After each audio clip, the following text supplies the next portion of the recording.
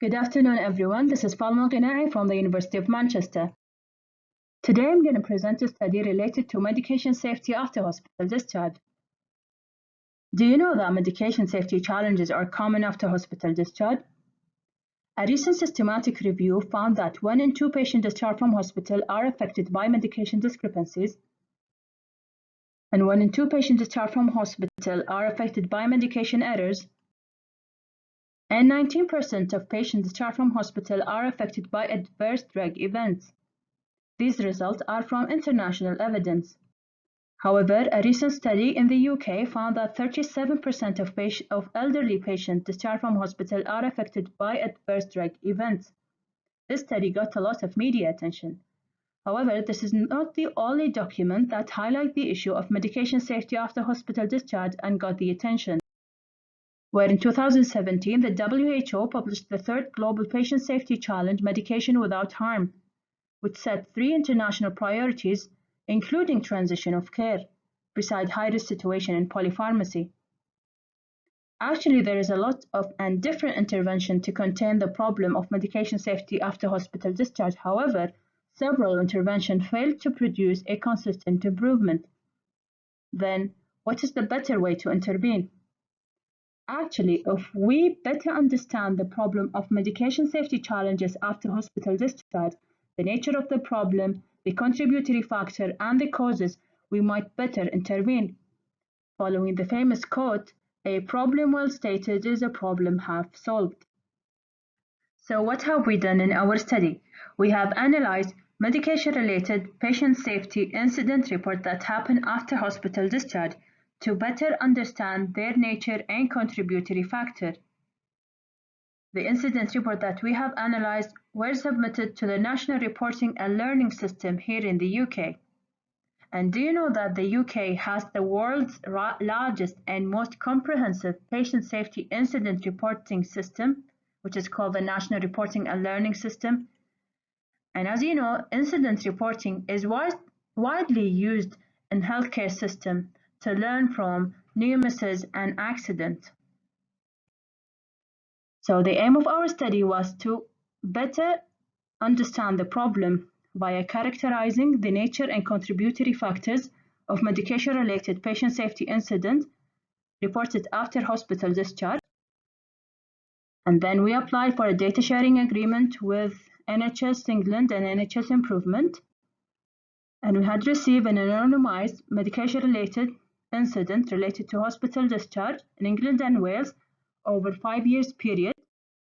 And with regard to data cleaning, we had received 1,300 incidents.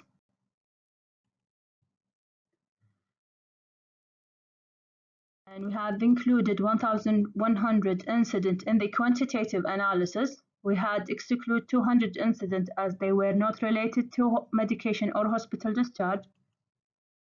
And we had included 400 incidents in the content analysis.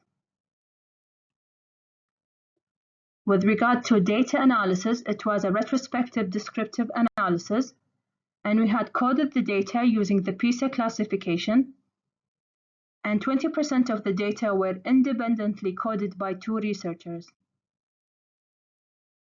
With regard to the results, 55% of the incidents were related to patient age 65 years and older,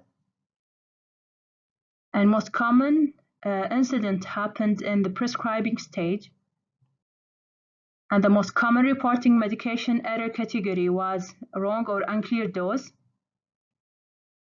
and the most common medication class was the cardiovascular medication, with the most common subgroup was the antiplatelet. We found that 1/3 of the reported incidents were resulted in patient harm. And with regard to the factors of the incident, as mentioned before, 1,121 incidents were included in the study, whereas we found that only 400 incidents included a contributory factor. And from the 408 incidents, we have identified 467 individual contributory factor. The most common factors were organization factors, followed by staff factors.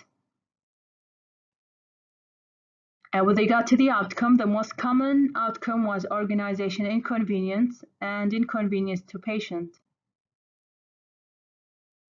To conclude, this is the first comprehensive, in-depth analysis of medication-related patient safety incident report related to hospital discharge.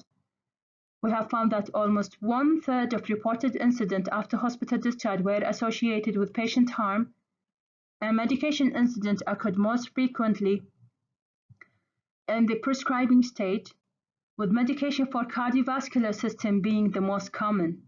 Thus, we have identified the more common medication classes and where incidents commonly occurred, so we can better intervene. So if you want to know more about the study method, a detailed incident report description, a thorough crosstab, and contributory factor analysis, I would advise you to follow us on our social network and be the first to know about this paper once it's published. And going back to Prim meeting theme, big data. Is it the future of medicine optimization? I would say yes. Big data help in identification of safety process and thus ensure medicine's use is as safe as possible, which is one of the 4 guiding principles of medication optimization. And now we reach the end of the presentation. Thank you for listening and happy to take your question.